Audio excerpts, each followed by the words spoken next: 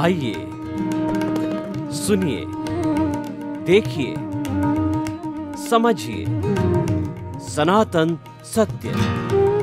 जैसी दृष्टि वैसी सृष्टि, दृष्टि विज्ञान। कुदरत, कुदरती रचना एवं कुदरत के कानून से शाश्वत सुख की प्राप्ति। जोधपुर के परम पूज्य महात्मा उपासक प्रोफेसर डॉक्टर सोहन राज तातेड़ के निर्देशन में सनातन सत्य। जैसी दृष्टि वैसी सृष्टि, दृष्टि विज्ञान।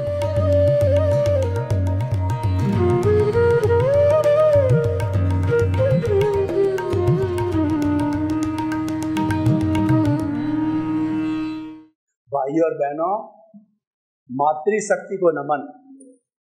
सनातन सत्य कार्यक्रम के अंतर्गत हम आपको कुदरत, कुदरती रचना और कुदरत के कानून के अंतर्गत आपका जीवन अच्छा बनाना चाहते हैं।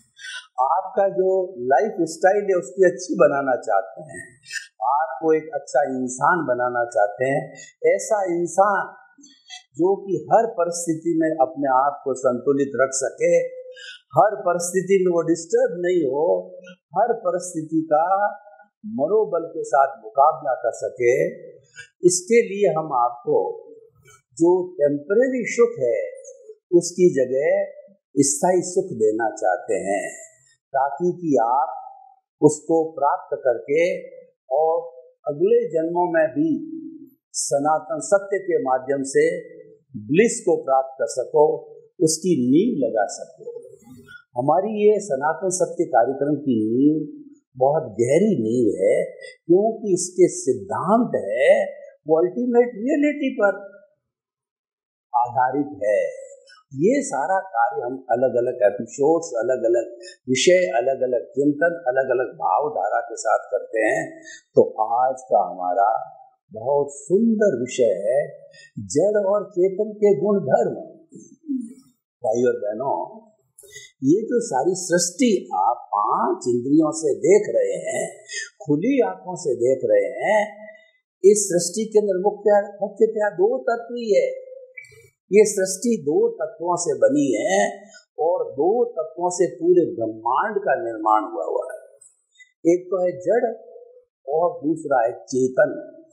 तो आज हम जड़ और चेतन के गुण धर्मों की बात करेंगे, क्योंकि जिससे सृष्टि बनी है उनके गुण धर्म हमें मालूम होना चाहिए और उनका क्या क्या फंक्शन है, वो किस तरीके से एक दूसरे को प्रभावित करते हैं, किस तरीके से एक दूसरे के पूरक है, किस तरीके से एक दूसरे के सहयोगी है, काम आते हैं। इसको पूरा गहराई से समझना चाहिए, क्योंकि विज्ञान का नाम है कि किसी भी वस्तु के व्यवस्थित ज्ञान को विज्ञान कहते हैं। हमारा सनातन सत्य विज्ञान पर आधारित है। ज्ञान, अज्ञान और विज्ञान। अज्ञान का हमें नाश करना है। अज्ञान का नाश करने के लिए प्रतिरोधात्मक शक्ति ज्ञान को खड़ा करना है। जब हमने अज्ञान को ज्ञान से समाप्त कर लिया है तो हमें मुक्त होने के लिए विज्ञान का सहारा लेना पड़ता है। विज्ञान क्या है? विज्ञान सनातन सत्य है। विज्ञान कुदरत का कानून है। विज्ञान कुदरती रचना है। वह कानून क्या है कि देखिए, ये जड़ और चेतन का गुण धर्म की बात करें तो जो जड़ है, ये जो शरीर है, वह तो पूर्व जन्म के कर्मों के भुगतान के लिए है और ये साधन मात्र है और इसी से ही हम सारा जीवन चलाते हैं। ये तो जड़ की बात हो गई। और चेतन तत्व की हाजिरी, प्रेजेंस के बिना जड़ कुछ भी काम नहीं कर सकता। यह तो मात्र एक पत्थर की तरह है, एक मुर्दे की तरह है।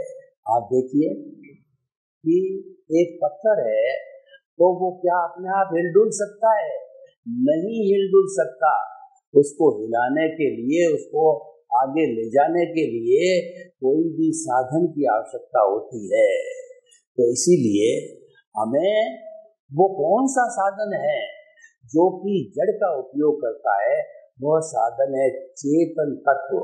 और हमारा कुदरत का कानून क्या कहता है कि लॉ ऑफ द नेचर क्या है कि जड़ कभी भी चेतन नहीं हो सकता, चेतन कभी भी जड़ नहीं हो सकता। दोनों आपस में मिश्रण हो सकते हैं, मिल सकते हैं, अलग हो सकते हैं। तो पहले हम जड़ के गुण धर्मों को समझें। जड़ जो है पुद्गल कहलाता है, मैटर कहलाता है और इनएनिमेट कहलाता है। इसमें कोई फीलिंग नहीं होती, इसके अंदर कोई तरह का दुख दर्द नहीं होता और कोई भी अनुभूति इसके अंदर नहीं होती है। और इसका जो ओरा होता है वो फिक्स होता है। और जो चेतन तत्व है उसका हर क्षण ओरा बदलता रहता है। हर जीवित प्राणी में चेतन होता है और उसका ओरा हर क्षण बदलता रहता है। तो ये मुख्य फर्क जड़ और चेतन के अंदर है। चेतन फीलिंग करता है, चेतन के अंदर सुख दुख की अनुभूति होती है, चेतन ग्रोथ करता है। और इस तरीके से चेतन तत्व के कॉन्शियसनेस के आत्मा के जो है कुल 23 नाम हमारे भारतीय ग्रंथों के अंदर अलग अलग नाम से बोला जाता है, बताया गया, उसके पर्यायवाची है। तो ये चेतन तत्व है। तो हम चेतन तत्व से पूर्व जड़ तत्व का पूरा खुलासा करें कि जड़ जो है गलन मिलन धर्मा होता है। उसके अंदर फ्यूजन और यूनियन दोनों होता है, मिलना और टूटना, उसी का नाम जड़ है। कैसे होता है मैं आपको बताता हूँ कि मान लीजिए कि किसी भी महिला को जो कि उसकी पुरानी बैंगल्स है पहनते पहनते लंबा समय हो गया, उसके मन के अंदर ये चिंतन आता है, क्योंकि ये मानवीय प्रकृति है कि कुछ नया करना चाहिए। तो उसके मन में चिंतन आता है कि ये बैंगल्स को जो है मैं तुड़वा करके नेकलेस बना दूं। तो जो बैंगल्स था वह जो है वह बदल करके और जो नेकलेस बन गया। लेकिन दोनों स्थिति ये इसमें क्या हुआ, एक के अंदर तो एक का तो फ्यूजन हुआ और दूसरे का यूनियन हुआ। इसका अर्थ यह हुआ कि एक का तो उसको पर्याय भी बोला जाता है। जड़ और चेतन दोनों पे पर्याय का सिद्धांत लागू होता है। पर्याय मोक्ष कहलाता है और पर्याय जो है मतलब बदलता रहता है और पर्याय के कारण ही ये संसार है। अगर पर्याय न हो तो ये संसार नहीं हो सकता, क्योंकि संसार वह होता है जो संचरण करता है, जो हर क्षण बदलता रहता है। तो इसलिए जो है वह बैंगल्स जो है जब टूटी तो टूटने पर जो है वह उसका विनाश हुआ और टूट करके नेकलेस बना, वो उत्पाद हुआ। तो पहला वह हुआ फिर उत्पाद हुआ। परंतु दोनों ही स्थितियों के अंदर जो बैंगल्स हो चाहे नेकलेस हो वो सोना सोना ही रहा है। तो इसीलिए भगवान महावीर ने भी जो है वह एक यूनिवर्सल ट्रुथ दिया, एक सार्वभौम सत्य दिया कि उत्पाद है द्रव्यात्मक सत। इसको त्रिपदी कहा जाता है। भगवान जब तीर्थंकर बने तो सबसे पहले इस त्रिपदी का उपयोग करके उन्होंने प्रवचन देना चालू किया कि उत्पाद और व्यय जो है ये हर वस्तु के चलते रहते हैं, उत्पन्न होता है और व्यय होता है। उसी का नाम जो है वह जड़ तत्व चेतन तत्व दोनों है। ये प्रकृति तो दोनों के अंदर होती है। तो हम जड़ तत्व की बात कर रहे थे कि जड़ तत्व के अंदर वर्ण होता है, गंध होता है, रस होता है, स्पर्श होता है। उसका कोई न कोई वर्ण मतलब कलर होगा, 5 कलर में से कोई कलर होगा, गंध सुगंध दुर्गंध में से कोई होगा, वर्ण गंध रस जो है उसका तिक्त कटु कषाय अम्ल मधुर रस में से कोई रस होगा, और वर्ण गंध रस और स्पर्श होगा। 8 तरह के जो स्पर्श है, शीत उष्ण स्निग्ध रुक्ष और मृदु, और जो कुछ उसके 8 जो स्पर्श है उन 8 स्पर्श में से एक स्पर्श होगा। तो ये सारा जो है जड़ का गुण धर्म है। और जड़ का जो छोटा से छोटा जो कहना चाहिए कि सूक्ष्मतम जो कंपोनेंट है वह परमाणु है। परमाणु को भगवान ने कहा कि ये नॉन डिस्ट्रक्टिबल है, ये जो है नॉन डिविजिबल है। न तो इसके टुकड़े हो सकते हैं, न इसको और अधिक तोड़ा जा सकता है। ये परमाणु जो है इटरनल है, शुद्ध है, और यह जो है जड़ का स्थायी तत्व है। और लेकिन आज वैज्ञानिकों को देखिए, वैज्ञानिक अणु को तोड़ रहे हैं, अणु को तोड़ करके जो उसमें से न्यूट्रॉन, प्रोटॉन, ग्लूकोन वगैरह जो है ये उसमें से निकाल रहे हैं। अभी बोसोन निकाला है और गॉड पार्टिकल्स निकाला, तोड़ते जा रहे हैं। लेकिन भगवान महावीर की परिभाषा का परमाणु तक वो अभी न तो पहुंचे हैं, न पहुंच पाएंगे, क्योंकि ये किसी भी विज्ञान की जो है वह माइक्रोस्कोप से जो है बिल्कुल अलग प्रकृति है। उसकी माइक्रोस्कोप ये जो है रेंज के अंदर ये नहीं आता है। ये तो मात्र जो अवधि ज्ञानी होते हैं, मनोप्रयोग ज्ञानी होते हैं, केवल ज्ञानी होते हैं, वही इसको परमाणु को देख पाते हैं। तो ये सारा जो है गुण धर्म हमने जड़ का बताया। जड़ हमारा साधन है, और जड़ जो है ये चतुस्पर्शी और अष्टस्पर्शी रूप में तो हमारी खुली आंखों से जो दिखाई देता है, ये सारा संसार अष्टस्पर्शी जड़ का है। लेकिन चतुस्पर्शी जड़ भी होता है, उद्गल होते हैं जो कि इसी कॉस्मॉस के अंदर अवेलेबल होते हैं। हमारी मन वचन काया है, इनको योग बोला जाता है। ये कोई भी क्रिया करते हैं तो उस क्रिया से जो है ये चतुस्पर्शी कर्म उद्गलों को वो बाहर से जो है भीतर खींचते हैं, और भीतर खींच करके भीतर जो कषाय विद्यमान है उस कषाय को जो है वो दे देते हैं। यानी कषाय के अंदर वो चार्ज हो जाते हैं, उनको चार्ज पार्टिकल कहा जाता है।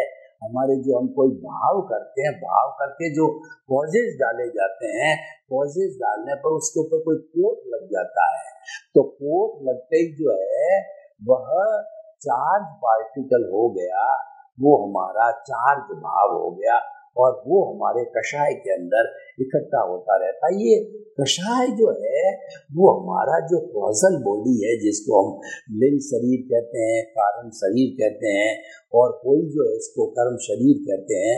तो वो सारी जो कॉजल बॉडी है, वह कॉजल बॉडी सारी जो है जड़ पदार्थ से बनी हुई है, चतुस्पर्शी पुद्गलों से बनी हुई होती है।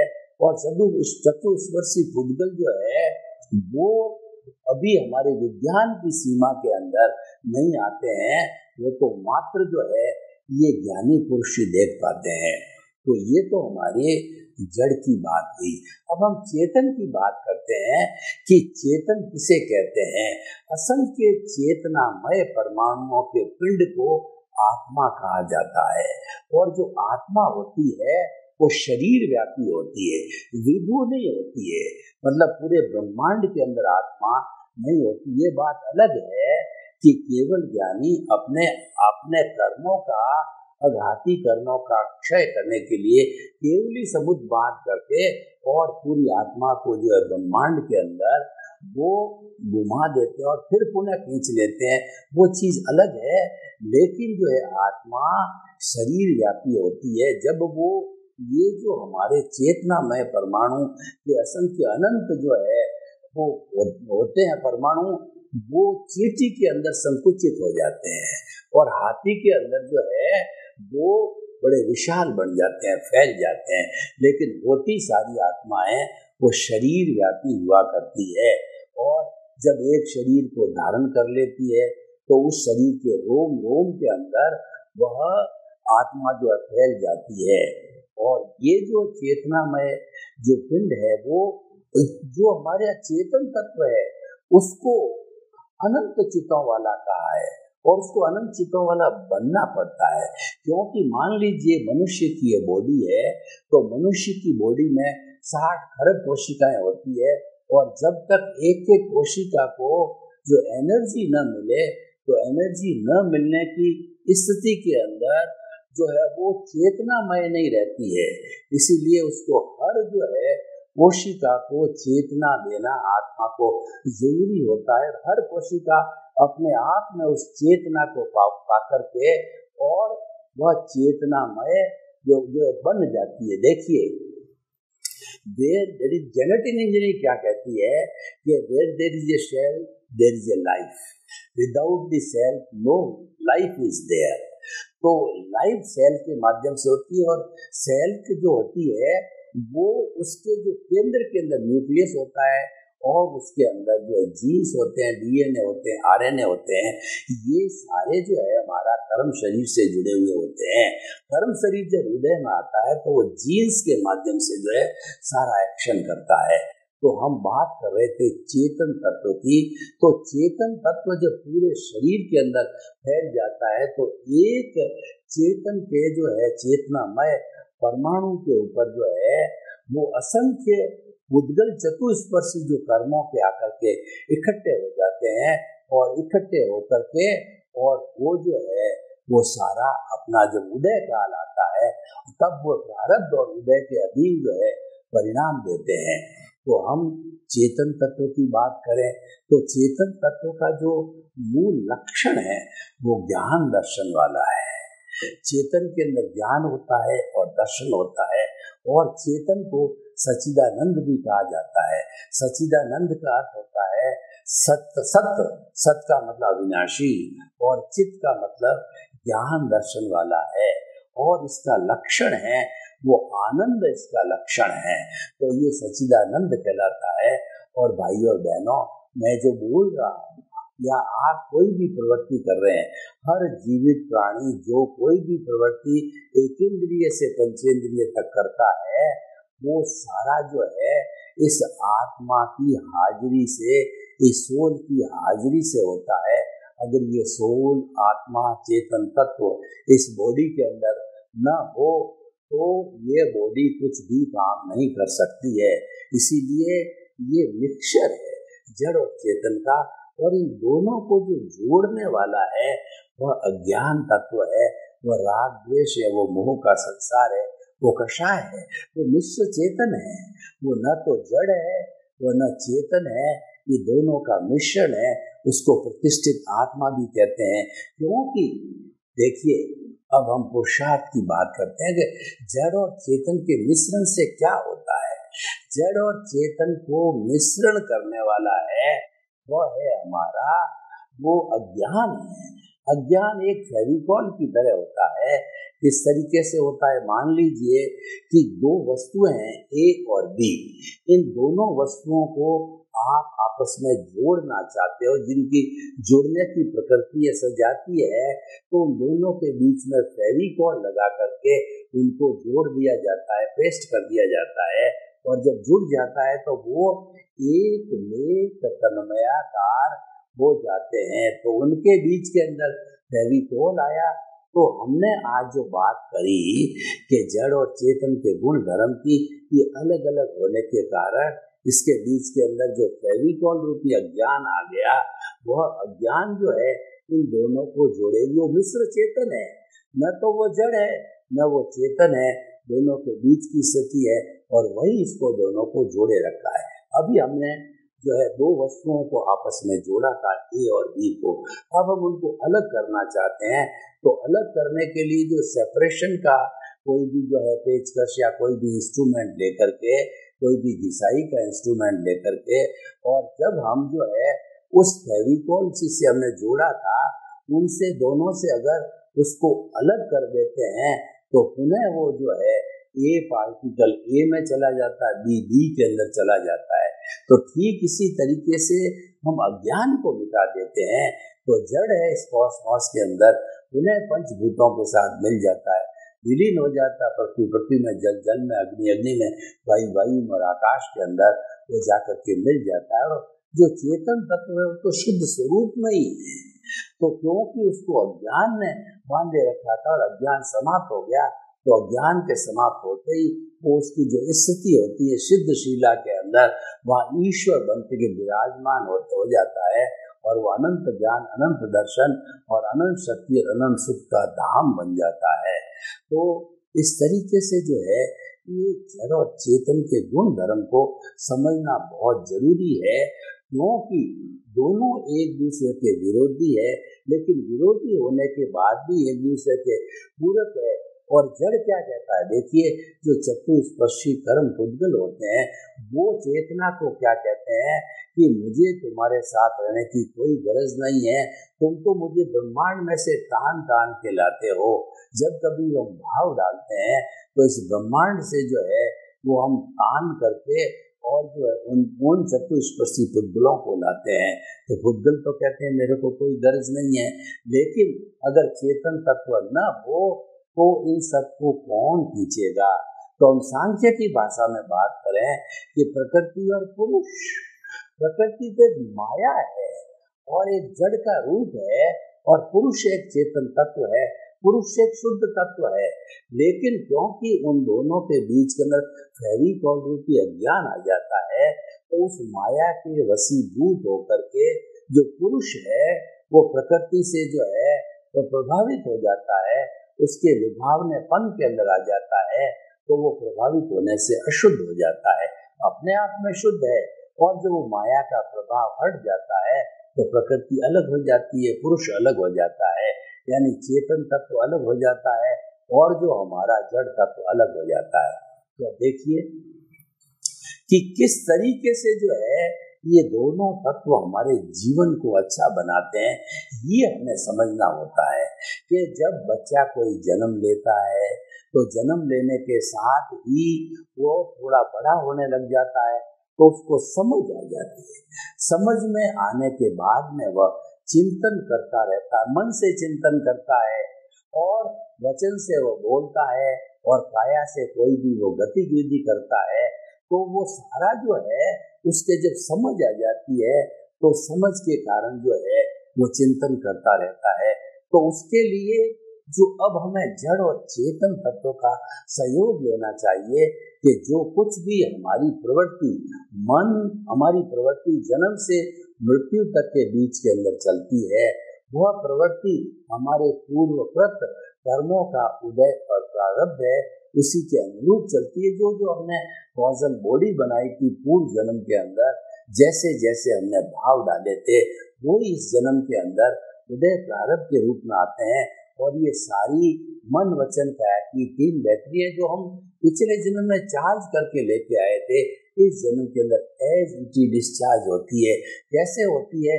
जैसे कि कोई भी सीडी या टेप भरी होती है, जब उसको चालू करते हैं तो पुनः वो उसी रूप के अंदर बोलती है, उसको कोई स्वतंत्रता नहीं होती है। तो स्वतंत्रता तो जो है वह हमें चेतन तत्व है। तो हम निष्कर्ष के रूप में क्या कहना चाहते हैं कि जड़ और चेतन का भेद समझना बहुत जरूरी है, क्योंकि जड़ तत्व जो है वो तो हमारा पूर्वकृत कर्म है और वो हमारा साधन है, और वो जीवन भर हम भुगतते रहते, वो तो हमारा हिसाब है। और चेतन तत्व उसकी हाजिरी है, उसकी हाजिरी में होता है, क्योंकि ये जो पैदा किया गया था उसमें भी चेतन तत्व की हाजिरी थी और वर्तमान में भी चेतन तत्व की हाजिरी है। तो ये सारा जड़ का संसार है और ये टेम्परेरी संसार है, ये विनाशी संसार है, और इसका जो सूक्ष्मतम रूप है वो इटरनल है। इसलिए जड़ को भी इटरनल सूक्ष्म तत्व की रूप से कहा गया है। भगवान महावीर ने कहा कि जो सबसे न्यूनतम जड़ का जो तत्व परमाणु है वह नॉन डिविजिबल है, वो नॉन डिस्ट्रक्टिबल है, वो न तो किसी से रुकता है और न किसी को रोकता है, और वो प्योर तत्व है। वही जब द्विप्राणी चतुर्प्रमाणी और अष्ट परमाणु हो जाता है तब वो अष्ट परमाणु अष्ट स्पर्शी होकर के सारी ये दुनिया बनती है। हमारी सड़क बनती है, ट्रेन बनती है, रेलवे बनता है, प्लेटफॉर्म बनता है, एरोप्लेन बनता है, मकान बनते हैं, ये सारी दुनिया हमको दिखाई देनी। उस पुद्गल में चतुस्पर्शी होते, वो आंखों से दिखाई नहीं, जैसे हमारी कर्म वर्गना है, ये आंखों से दिखाई नहीं देती है। ये तो शीत उष्ण स्निग्ध रुक्ष 4 स्पर्श वाली होती है, और बाकी दूसरा 4 स्पर्श जो अष्ट स्पर्शी में होते हैं वो हमारे होते हैं, वो अपने कर्कश, मृदु और कोमल, ये 4 तरह के होते हैं। तो इस तरीके से ये चतुस्पर्शी अष्ट स्पर्शी का संसार का जड़ का संसार होता है, जिसके अंदर पर्याय होते हैं, उत्पाद होता है, व्यय होता है, और कलन मिलन धर्मा बदलते रहते हैं, टूटते रहते हैं। ये तो सारे गुण धर्म मैंने जड़ के बताया। मैं चेतन की बात करूं तो असंख्य चेतनामय परमाणुओं के पिंड को हम चेतना कहते हैं। और चेतना की 9 कैरेक्टरिस्टिक जो है हमारे आध्यात्मिक ग्रंथों में बताई गई है, और विज्ञान भी उससे सहमत है कि ये प्रजनन करता है, ये ग्रोथ करता है, इसमें फीलिंग्स होती है, इसमें सुख दुख की अनुभूति होती है, और जो है वो इस तरीके से 9 कैरेक्टरिस्टिक विज्ञान भी मानता है। तो ये जो हमारा जो चेतन तत्व है ये ज्ञान दर्शन वाला है। इसका जो गुण है अनंत ज्ञान, अनंत दर्शन, अनंत शक्ति, अनंत सुख का धाम है, और इसका मुख्य लक्षण है वह जो है आनंद है। और ये ज्ञाता दृष्टा, ये जानने वाला है, देखने वाला है। तो इस तरीके से ये चेतन के गुण धर्म है। अब देखिए, चेतन कभी जड़ नहीं हो सकता, जड़ कभी किसी परिस्थिति के अंदर चेतन नहीं हो सकता, दोनों मिल सकते हैं। हमारा ये शरीर है, ये शरीर प्योरली जड़ पदार्थ है, और ये पूर्व जन्म के कर्म के भुगतान के लिए मिला है। और इसके भीतर जो चेतन है वो प्रभु है, वो भगवान है, और वह जो है वही जो है उसकी हाजिरी से ही सब कुछ होता है। उसकी हाजिरी से कर्म बंधन होता है, कर्म छूटते हैं और पुनर्जन्म होता। सारे कार्य है चेतन तत्व की हाजिरी से होता। चेतन नहीं है तो हम मुर्दे हैं, हम कुछ भी नहीं कर सकते हैं। तो ये तो हो गया हमारा चेतन का संसार। और चेतन के जो गुण धर्म क्या होता है कि चेतन कभी भी जड़ नहीं हो सकता। कैसे नहीं हो सकता, आपको उदाहरण बताएं कि जो एक पानी का टब है, उस पानी के टब में 10-12 जो है हमने तेल की बूंदें डाल दी है। अब उसको खूब मथते हैं, 1 दिन 2 दिन 4 दिन सप्ते पर उस पर विलोना करते हैं। तो विलोना करते करते भी हम देखते हैं कि वो तेल की बूंदें पानी पे एज इट इज पड़ी रहती है। तो उसी तरीके से पानी को आप जड़ मानिए और तेल की बूंद को चेतन मानिए, तो दोनों आपस के अंदर मिले, लेकिन दोनों अपना अस्तित्व एक सा बनाए हुए हैं। कभी वो जो है मिश्री और जो है दूध की तरह एक नेक होकर के मीठे नहीं हुए हैं। वो तो अपनी प्रदेश, इसलिए कहते हैं कि चेतन कैसा है, जैसा कि जो है तिल के अंदर तेल के समान है, अग्नि के अंदर वो लकड़ी में अग्नि के समान है, क्योंकि वो हमको दिखाई नहीं देती, पर लकड़ी को जलाया जाए तो अग्नि निकलती है, और जब जो है वो तिल को पीला जाए तो तेल उसमें से निकलता है। तो ये दोनों हैं, अलग अलग है, साथ में रहते हैं, और ये जन्म जन्मांतर से दोनों साथ रहते आए हैं। और ये जो है मूल स्वरूप के अंदर चेतन तत्व है वो मुक्ति वाला ही है, लेकिन ज्ञान के वशीभूत होने के कारण, इस जड़ के मिलने कारण, चतुष्पर्शी जो है कर्म परमाणुओं, कर्म रज और कॉजल बॉडी के मिलने कारण अशुद्ध हो गया, और ये भटकता रहता है, ये भ्रांत हो जाता है, जिसको कि हम रॉन्ग बिलीफ कहते हैं। इस रॉन्ग बिलीफ को समाप्त करने के लिए हमें ज्ञान लिया जाता है, और ज्ञान से विज्ञान की अज्ञान, ज्ञान और विज्ञान।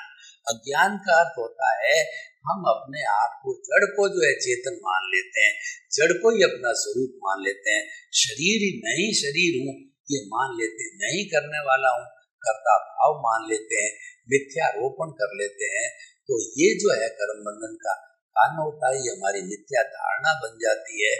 और जब हम जो है गुरु की कृपा से, ज्ञानी पुरुष की कृपा से इस मिथ्या धारणा को तोड़ देते हैं कि जड़ अलग है, चेतन अलग है, मैं शरीर नहीं हूँ, मैं तो आत्मा हूँ, मैं तो अजर हूँ, अमर हूँ, अविनाशी हूँ, और मुझे तो इस मन वचन काया रूपी जो है तो इसकी अवस्था मात्र कुदरती रचना है, और ये मन वचन काया से मुक्त जो है ऐसा मैं शुद्ध आत्मा हूँ। ये हमारा चिंतन प्रारंभ हो जाता है। ये चिंतन हमारा ज्ञान का चिंतन है, और इसको हम अध्यात्म विज्ञान भी कहते हैं। जब हम ये गहरे में चले जाते हैं कि मन वचन काया तथा उससे जुड़ी हुई हर अवस्था मात्र कुदरती रचना है और वो व्यवस्थित है, मन वचन काया से मुक्त ऐसा मैं शुद्ध आत्मा हूँ, जब ये चिंतन करने लग जाते हैं तो हम ज्ञान से विज्ञान मुक्ति की ओर प्रस्थान करते हैं। तो भाई और बहनों, इसी क्रम के अंदर आपका जीवन मंगलमय हो, आनंदमय हो, और हम शुभ कामना करते हैं इस सनातन सत्य कार्यक्रम से कि जगत के सब जीवों को सुख मिले, शांति मिले, आनंद मिले, और सब जीवों को मुक्ति मिले। आपके प्रति शुभकामना, मंगल भावना।